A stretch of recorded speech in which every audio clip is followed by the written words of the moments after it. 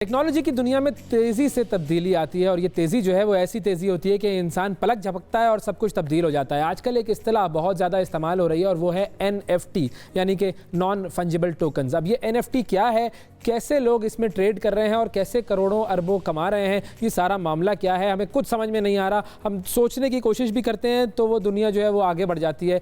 NFT digital असासे, digital art, ये क्या चीज़ है, कैसे इससे दुनिया पैसे कमा रही है, इस हवाले से हम बात करेंगे। हमारे साथ मोहम्मद उमर साहब मौजूद हैं जो कि टेक्नोलॉजी एक्सपर्ट हैं। अस्सलाम वालेकुम उमर। वालेकुम अस्सलाम। कैसे हैं आप? अल्हम्दुलिल्लाह। सर, एक गरीब आदमी की सबसे बड़ी ख्वाहिश ये होती है कि पैसे वैसे कमा ले जी।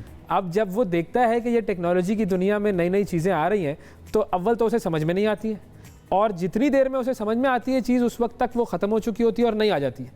ये NFT क्या बला है, ज़रा आसान अल्फाज में समझा दें। जी, आसान अल्फाज में NFT जैसे आपने जिक्र किया डिजिटल असासे हैं।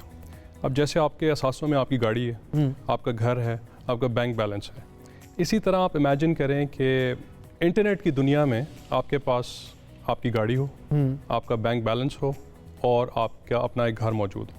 तो इन सिंपल टर्म्स जो आपका वर्चुअल वर्ल्ड है which is the internet world, वहाँ पे जो आपके असासे हैं वो कहलाते हैं नॉन फंजिबल टोकन के एसेट्स। अब इसे आप फिजिकल वर्ल्ड में भी ला सकते हैं। जैसे मिसाल दी जाती है कि मोनालिसा का पोर्ट्रेट है। अब मोनालिसा के पोर्ट्रेट में आप उसे 1000 हिस्सों में डिवाइड कर दें और एक एक हिस्सा 1000 बंदों को दे दें। ठीक है। तो हर बंदे के पास एक NFT टोकन, जैसे नॉन फंजिबल टोकन, यानी कि उसके 1/1000 की मालियत जो है वो मोनालिसा की उनके पास आ लेकिन वो असली तस्वीर के टोकन, असल तस्वीर, एग्जैक्टली। अच्छा। अब इसमें जो हाइप क्रिएट हुई है वो 1 साल से ज़्यादा से ही चल रही है, लेकिन जो मेजर ब्रेक थ्रू था वो 12 अरब रुपए की एक डिजिटल पेंटिंग का ऑक्शन हुआ है। बीपल कहते हैं उसे, बीपल के नाम से। वहाँ से ये ट्रेंड चला और फिर लोगों ने बेतहाशा अपने डिजिटल असासे जो थे, नेशनल फुटबॉल टीम NBA जो US की फुटबॉल बास्केटबॉल एसोसिएशन है, उनकी कुछ पिक्चर्स थी जो उन्होंने डिजिटली ऑक्शन की हैं। उन्होंने बहुत पैसे इकट्ठे किए। हमारा जो हमसाया मुल्क है इंडिया, वहाँ पे जो उनकी फिल्म इंडस्ट्री है, वहाँ पे अमिताभ बच्चन और शाहरुख खान ने अपनी डिजिटल इमेजेस को NFT के थ्रू ऑक्शन किया है। उन्होंने कोई 10-12 करोड़ रुपए एक तस्वीर से कमाया। तो ये इन अ नटशेल आपके असासे हैं जो कि इंटरनेट की दुनिया में मौजूद है। अच्छा, अब एक नॉर्मल आदमी जो है वो किस तरीके से ये असासे क्रिएट कर सकता है? ये तो बड़े बड़े सेलिब्रिटीज़ हैं, इनके तो अब एक तस्वीर वैसे ही बेचें तो करोड़ों रुपए की बिक जाती है। जी बिल्कुल। अच्छा, इट्स अ गोल्डन अपॉर्चुनिटी। ये आपका बड़ा अच्छा सवाल है कि it is a very big opportunity जो कि हमें एज अ नेशन इसे कैपिटलाइज करना चाहिए। अब आई डोंट नो कि कितने अरसे तक लास्ट करती है, बाकी बबल्स की तरह कुछ अरसे में जब तक आ रहा है तब तक कर लो, लेकिन जब तक है कोई 1-8 करोड़ मिल जाए। बिल्कुल। तो इसमें जो मेजर प्लेयर्स हैं उसमें आपके ग्राफिक डिज़ाइनर्स हैं, ओके, आपके डिजिटल आर्टिस्ट हैं, एनिमेटर्स हैं जो कि कंटेंट प्रोड्यूस करेंगे। अच्छा। अभी साथ साथ आपने ऑफ कोर्स मेटावर्स का भी आप सुन रहे होंगे कि फेसबुक ने अपने आप को मेटावर्स मेटा कर दिया। तो मेटावर्स का इससे भी ताल्लुक NFT से इस तरह है कि मेटावर्स आपकी एक डिजिटल दुनिया होगी। जैसे हम फिजिकली यहाँ पर बैठे हुए हैं, तो आने वाले दिनों में मुझे ये कहने की ज़रूरत नहीं है कि वैसे मैं स्टूडियो में आके आपके साथ बातचीत करूँगा। ठीक है। घर बैठे ही हम अपना वो VR गियर पहनेंगे, 2 हमारे पास सेंसर्स होंगे और हम एक वर्चुअल दुनिया में आ जाएंगे जिसमें आप एक दूसरे से बातचीत कर सकते हैं, इंटरैक्ट कर सकते हैं। तो coming back to the point, opportunity जो है वो एनिमेटर्स के लिए है, ग्राफिक डिज़ाइनर्स के लिए है, डिजिटल आर्टिस्ट के लिए कि वो कंटेंट प्रोड्यूस करें और फिर इस कंटेंट को मार्केट करें।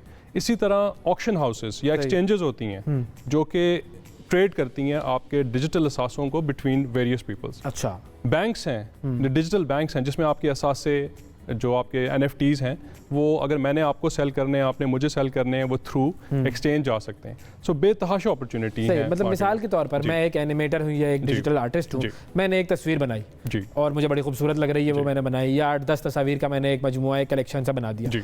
अब मैं उसे ऑक्शन करने के लिए किसी NFT मार्केट में लेकर जाऊँगा। बिल्कुल, that would be the process. जी एब्सोल्युटली। आप अपनी मार्केट प्लेस खुद बना सकते हैं। अच्छा। आप मार्केट में ले जा सकते हैं। तो स्काई इज़ द लिमिट। इसकी खूबसूरती ये है कि इसमें आपको ब्रिक एंड मोर्टार की ज़रूरत नहीं है, यानी कि आपको किसी बैंक जाने की ज़रूरत नहीं है। आप घर बैठे ही ये असासे बनाएं। Let's say leaning tower of pizza जो है वो आपने बना दिया, या आईफल टावर आपने डिजिटली बना दिया। हाँ। अब वो आपकी मेटावर्स का पहला आईफल टावर है। ठीक है। अब पूरी दुनिया जो है वो कोशिश करेगी किसी तरह हम मेटावर्स का जो पहला आईफल टावर है उसे खरीद लें। हाँ। अब जो शख्स ये बनाएगा, बेशक वो लेट्स से कहीं दूर दराज के इलाके में बैठा हुआ हमारा एक पाकिस्तानी बच्चा क्यों ना हो जिसे डिजिटल स्किल्स उसके अच्छे हैं, तो वो भी अरबों रुपया कमा सकता है। So this is a very big opportunity. अच्छा, अब इसके अंदर जैसे फॉर एग्जांपल हमने लीनिंग टावर ऑफ पीसा बनाया, जी। अब वो जो डिजिटल वर्ल्ड में उसको इनकॉर्पोरेट करने का प्रोसेस, एक तो मुझे वो अभी थोड़ा सा समझना है, और दूसरा ये कि अगर मैंने वो लीनिंग टावर बना दिया तो मुझ पर कोई कॉपीराइट ना लगा देगा कि भाई तुमने हमारा टावर कैसे बना दिया। अच्छा, NFT की खूबसूरती ये है कि ये आप इसमें ओनरशिप की तस्दीक कर सकते हैं। ओके। NFT बेसिकली एक कॉन्सेप्ट पे बिल्ड करता है ब्लॉकचेन, जो कि काफ़ी कॉम्प्लेक्स प्रोसेस है, वो मैं इस शो में नहीं जिक्र करना चाहूँगा। लेकिन ब्लॉकचेन का मकसद ये है कि हर चीज़ की तस्दीक हो सके, काबिल तस्दीक चीज़ है। अगर लेट्स से ये टेबल आपकी शजरा नसब जिसे कहते हैं हम, आप ये समझ लें कि शजरा नसब, बिल्कुल एग्जैक्टली, जिसे तब्दील नहीं किया जा सकता। अगर आप उसे कोशिश भी करेंगे तब्दील करने की, तो उसमें इस तरह के मैकेनिज्म्स हैं कि वो अपने आप को ऑटो करेक्ट कर लेगा। तो अगर अवैस ने एक लीनिंग टावर ऑफ पीसा बना दी है, उसके नीचे आपके सिग्नेचर्स हैं कि ये अवैस की डिजिटल तख्लीक है, तो ये आपने बनाया, तो nobody can come and change that. तो सबसे बड़ा जो इसमें डिफरेंशिएटर ही ये है, क्योंकि पहले भी लोग डिजिटल असासे बना रहे थे, डिजिटल क्रिएशंस हो रही थी, लेकिन what actually change this is blockchain या NFT, कि अब आपकी जो भी डिजिटल क्रिएशन है वो काबिल तस्दीक है कि ये आपकी मलकियत में है। और अब फिर जब आपको किसी चीज़ को तस्दीक कर सकें आपकी मलकियत, फिर आप इसे फ़रोख्त कर सकते हैं।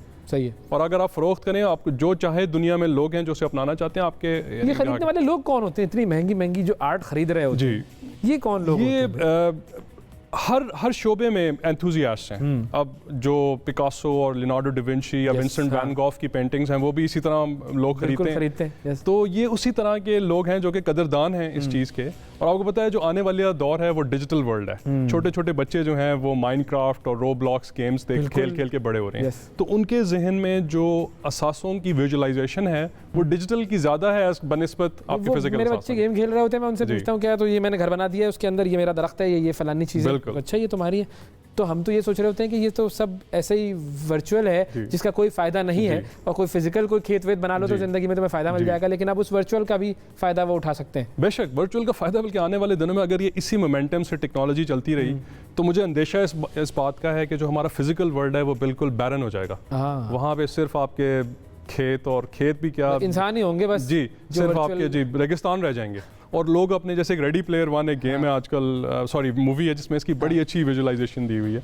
तो आप सिर्फ अपने पॉड्स में बैठे हुए हैं और वो लिक्विड फूड जा रहा है अंदर, और आप अपने डिजिटल वर्ल्ड में। तो ये बल्कि एक और एरिया है जो कि हमें इस चीज़ में थोड़ा क्या कहते हैं पॉइंट टू पॉन्डर है कि इसका इफेक्ट हमारी आने वाली जनरेशंस पे क्या होगा। बिल्कुल। तो और जो डिजिटल वर्ल्ड में लेट्स से जो क्रिमिनल एक्टिविटीज़ हैं, जो आपके मॉरल आपका कंपस है, जो उससे कैसे रिंग फेंस किया जाएगा। तो ये I think this is a very very good point कि हमें अभी तो ये ऑफ कोर्स खेल की बात लग रही है, पैसे कमाने की बात लग रही है, लेकिन सबसे जो इसमें इंपॉर्टेंट क्वेश्चन है वो ये कि इसका इम्पैक्ट क्या है हमारी सोसाइटी के। फाइनली मैं ये चीज़ पूछना चाहूँगा कि अब फॉर इंस्टेंस हमने अपने आने वाली नस्लों को इस चीज़ के लिए तैयार करना है ना, जो यंगस्टर है या जो बच्चे हैं, अभी मैंने देखा था कोई 10-12 साल के बच्चे ने कोई NFTs कोई बनाए, उसने कोई डिजिटल आर्ट क्रिएट किए, वो भी लाखों करोड़ों में नीलाम हुए। How do you prepare your kid for this world? वो कौन से कोर्सेज होते हैं, कोई पढ़ ले बंदा जाकर बच्चा NFT को, या कोई जो है वो डिजिटल आर्ट को, ताकि वो उस चीज़ को समझे और फिर उसके बाद उस मैदान में खेले?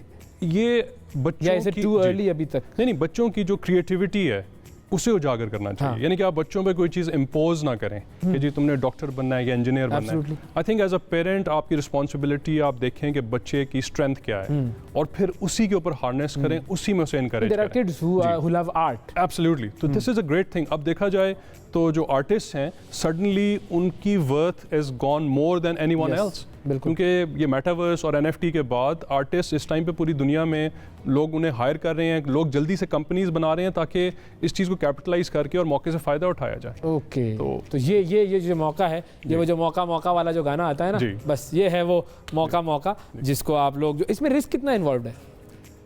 रिस्क इसमें एक तो रिस्क आपका सोशल रिस्क है। लेट्स से आप अपने जो आपका सोशल फैब्रिक है वो चेंज हो गया, आपके माशरे पे क्या असर पड़ रहा है। फाइनेंशियल रिस्क, जी financial risk is not much. I mean financial risk है कि आपने चीज़ें क्रिएट करनी है। आपने बिल्डिंग के लिए तो आपको ब्रिक्स चाहिए, आपको सीमेंट चाहिए, आपको लेबर चाहिए, वर्कफोर्स चाहिए। डिजिटल क्रिएशन के लिए आपको सिर्फ क्रिएटिविटी चाहिए। All you need is computing power and your brain. So creativity is your biggest. Creativity is की। जी थैंक यू उमर, बहुत शुक्रिया आपने